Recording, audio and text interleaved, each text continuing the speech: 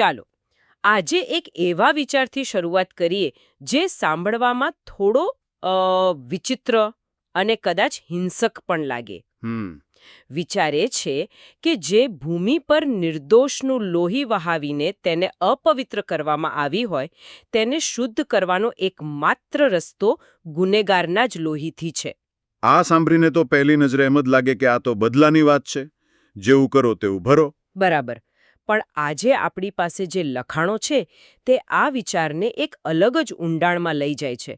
અને સ્પષ્ટતા કરી દઉં કે આ કોઈ એક ધર્મના ગ્રંથો નથી, પણ એવું લાગે છે કે કોઈકે પાપ, પ્રાયશ્ચિત અને દૈવી ન્યાય પર ઊંડું આધ્યાત્મિક વિશ્લેષણ કર્યું છે. અને આપણો હેતુ એ જ સમજવાનો છે કે આ લખાણો મુજબ એ ખોટા કામની અસર ખરેખર ક્યાં સુધી ફેલાય છે અને એ સૃષ્ટિના સંતુલનને પાછું કેવી રીતે લાવી શકાય. બિલકુલ. પણ આખી વાત સમજતા પહેલા એક પાયાનો મુદ્દો સ્પષ્ટ કરવો બહુ જરૂરી છે. કયો મુદ્દો? આ લખાણો સ્પષ્ટપણે કહે છે કે ભૂમિ એટલે કે ધરતી પોતે ક્યારે પાપ કરી શકતી નથી. કેમ કે એની પાસે તો વપરાય ત્યારે એનો અર્થ એ નથી કે ભૂમિએ કોઈ પાપ કર્યું છે. તો એનો અર્થ શું છે? એનો અર્થ છે કે ભૂમિ પર જે પાપ થયું છે, જે નકારાત્મકતા ફેલાઈ છે, તેને સાફ કરવાની છે. આ સફાઈ ભૂમિ માટે નથી, પણ એના પર રહેતા એ જીવો માટે છે જેમની પાસે પસંદગી કરવાની તાકાત છે. એક મિનિટ, આ વાત મારા મગજમાં બરાબર બેસતી નથી. જો ભૂમિ નિર્દોષ છે તો પછી આ આખી શુદ્ધિકરણની વાત જ શા માટે? આનો મતલબ તો એ થયો કે કોઈપણ ગુનાની અસર આપણે જે ધારીએ છીએ એના કરતાં ઘણી વધારે મોટી અને વ્યાપક હોય છે. બરાબર. માત્ર ગુનેગાર અને પીડિત પૂરતી સીમિત નથી રહેતી. તમે બરાબર એ જ મુદ્દા પર આવ્યા જેના પર આ લખાણો ભાર મૂકે છે. એટલે જુઓ, જ્યારે કોઈ એક ગુનો થાય છે ત્યારે હવામાં એક ઝેર જેવું ફેલાવે છે. જે લોકો એ ગુનાને જુએ છે, એના વિશે સાંભળે છે, તેમના મન પર એક છાપ રહી જાય છે. ઓકે. આ લખાણો એને પાપનો પડછાયો કહે છે. એ બીજાઓને પણ એવું જ ખોટું કામ કરવા માટે એક અદૃશ્ય પ્રોત્સાહન આપે છે. આ થોડો અસ્પષ્ટ લાગે છે. કોઈ રોજિંદા જીવનનું ઉદાહરણ આપીને સમજાવી શકો? ચોક્કસ. આને આ રીતે સમજો. માની લો કે એક ઓફિસમાં બધા જ કર્મચારીઓ નાની મોટી લાંચ લેતા હોય અથવા કામમાંથી છટકવા ખોટા બહાના બનાવતા હોય. એકદમ સામાન્ય વાત છે. હવે કોઈ નવો, એકદમ પ્રામાણિક વ્યક્તિ ત્યાં નોકરી પર લાગે. શરૂઆતમાં એ ટકી રહેશે, પણ ધીમે ધીમે એના પર દબાણ વધશે. એને લાગશે કે અહીં તો આવું જ ચાલે છે, હું એકલો સીધો રહીને શું કરીશ? બરાબર. આ જ છે પાપનો સામુદાયિક પ્રભાવ. એ ધીમે ધીમે ખોટાને સામાન્ય બનાવી દે છે. પાપનો પ્રભાવ જેટલો મજબૂત એટલું સાચા રસ્તે ચાલવું અઘરું. ઓકે, હવે સમજાયું. તો આનો અર્થ એ થયો કે જ્યારે કોઈ ગુનેગારને સજા આપવામાં આવે છે ત્યારે એનો હેતુ માત્ર એને દંડ આપવાનો નથી. ના, બિલકુલ નહીં. એ આખા સમાજમાં ફેલાયેલા એ ઝેરને સાફ કરવાની ક્રિયા છે. બિલકુલ. જ્યારે સમાજના બીજા લોકો જુએ છે કે ખોટું કામ કરનારને એનું પરિણામ ભોગવવું જ પડે છે, ત્યારે તેમના મનમાં જે ખોટું કરવાની સહેજ પણ ઈચ્છા જન્મી હોય એ મરી જાય છે.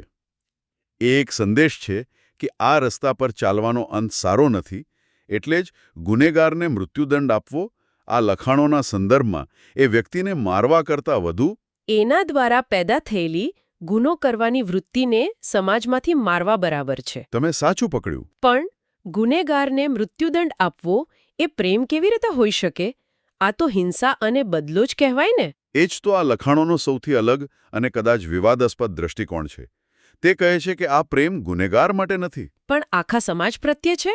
હા, એક ગુનેગારને તેના કર્મોના પરિણામથી રોકીને તમે ભવિષ્યમાં હજારો નિર્દોષ લોકોને પીડાતા બચાવો છો. અચ્છા. એ અર્થમાં ન્યાય એ સમાજ માટે પ્રેમનું સૌથી કઠોર પણ જરૂરી સ્વરૂપ છે. તે વધુ મોટી હિંસાને રોકવા માટેની એક નાની નિયંત્રિત ક્રિયા છે. બરાબર. આ ચર્ચા એક બીજા રસપ્રદ મુદ્દા તરફ દોરી જાય છે. આ લખાણો ગુનો કરનાર અને ગુનો કરવા માટે ઉશ્કેરનાર, હા, એ બે વચ્ચે મોટો ભેદ પાડે છે. અને આદમને સહગુનેગાર અને શૈતાનને મુખ્ય ગુનેગાર તરીકે બતાવવામાં આવ્યા છે. હા, અને આ તફાવત ન્યાયની પ્રક્રિયા માટે ખૂબ જ મહત્વપૂર્ણ છે. આદમ એ વ્યક્તિ હતો જેને ગેરમાર્ગે દોરવામાં આવ્યો, લાલચ આપવામાં આવી. એટલે એના પાપનું પ્રાયશ્ચિત શક્ય બન્યું. હા, ઈસુ ખ્રિસ્તના બલિદાન દ્વારા શક્ય બન્યું એવું આ લખાણો માને છે. પણ શૈતાન, જેણે આખી યોજના ઘડી, જે મુખ્ય ગુનેગાર હતો, તેના પાપની કિંમત હજુ ચૂકવવાની બાકી છે. બરાબર. તો મુખ્ય ગુનેગાર હોવાની જવાબદારી શું વધી જાય છે? એણે એવું તો શું અલગ કર્યું? મુખ્ય ગુનેગારની જવાબદારી બેવડી છે. એણે માત્ર પોતાના ખોટા કામ માટે જવાબ નથી આપવાનો. પણ એણે બીજાઓને જે ખોટા રસ્તે ચડાવ્યા એનો પણ? હા, બીજા અસંખ્ય જીવોને ખોટા રસ્તે ચડાવ્યા એ બધાના પાપનો ભાર પણ એના પર આવે છે. એણે માત્ર એક નિયમ નહોતો તોડ્યો, એણે નિયમ તોડવાની એક આખી સિસ્ટમ ઊભી કરી. ઓહ, એટલે એની જવાબદારી અનેક ગણી વધી જાય છે. ચોક્કસ. આ લખાણોમાં શૈતાનનું રક્ત બહાવવું જેવો ઉલ્લેખ છે. પણ જ્યાં સુધી આપણે જાણીએ છીએ, શૈતાન તો એક દેવદૂત છે. એની પાસે આપણા જેવું ભૌતિક શરીર કે લોહી તો હોય નહીં. સાચું. તો આનો શું અર્થ કાઢવો? તમે સાચું પકડ્યું. આ એક પ્રતિકાત્મક ભાષા છે. અહીં રક્ત વહાવવાનો અર્થ એના શારીરિક મૃત્યુનો નથી. તો પછી?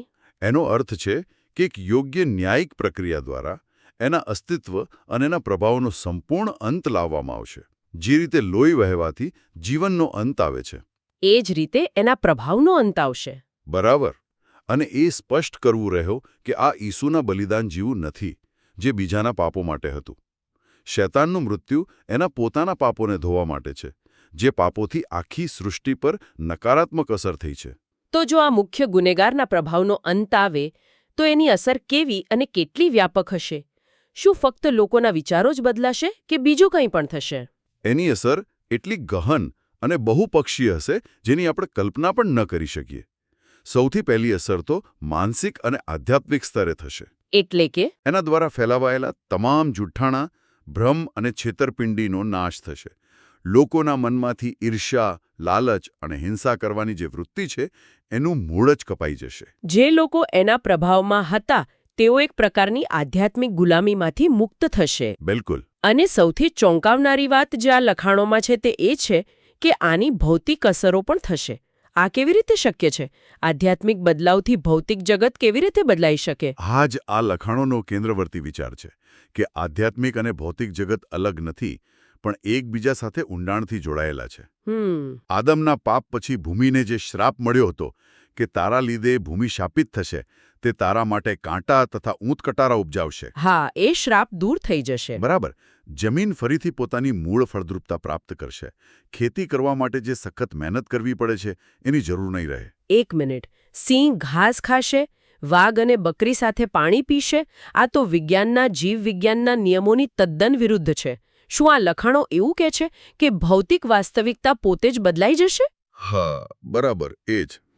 આ લખાણો મુજબ શિકારી અને શિકારનો જે નિયમ છે, જેને આપણે જંગલનો કાયદો કહીએ છીએ, હા, એ મૂળ સૃષ્ટિનો ભાગ નહોતો. એ પાપના કારણે આવેલી એક વિકૃતિ છે. ઓહ, તો એ વિકૃતિ છે? હા, અને જ્યારે પાપનું મૂળ કારણ જ દૂર થઈ જશે, ત્યારે સૃષ્ટિ પોતાની મૂળ સુમેળભરી સ્થિતિમાં પાછી ફરશે. એટલે હિંસા એ પ્રાણીઓનો મૂળ સ્વભાવ નથી? આ લખાણો પ્રમાણે તો નથી. એ પાપના પ્રભાવ હેઠળ આવેલું એક પરિવર્તન છે. એટલે સિંહ ગાયની જેમ ઘાસ ખાશે અને વરુ ઘેટાના બચ્ચા સાથે રમશે. આ એક સંપૂર્ણ પુનઃસ્થાપના હશે. અને આ પુનઃસ્થાપના પછી શું?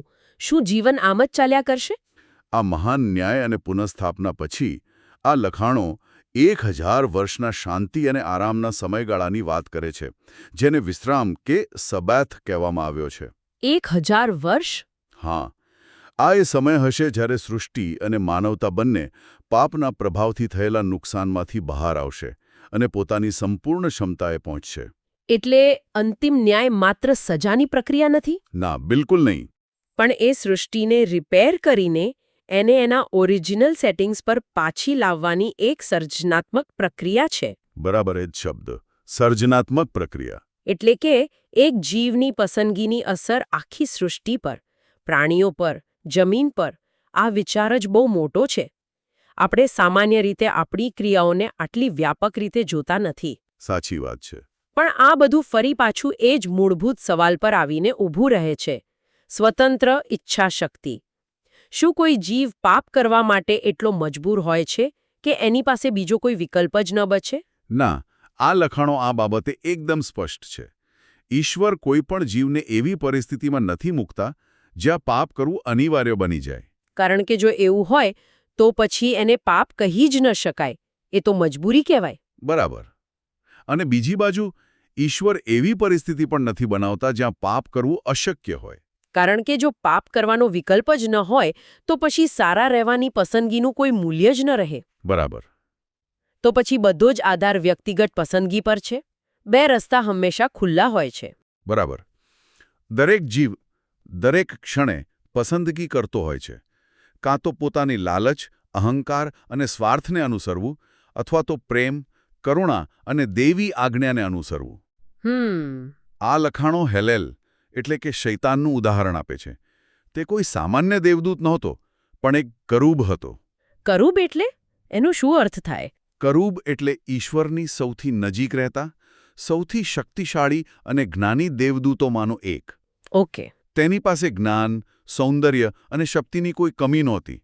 એની પાસે ઈશ્વરને સમજવાની સૌથી વધુ તક હતી. આમ છતાં આ બધું હોવા છતાં તેણે બળવો કરવાનો અને આજ્ઞા તોડવાનું પસંદ કર્યું.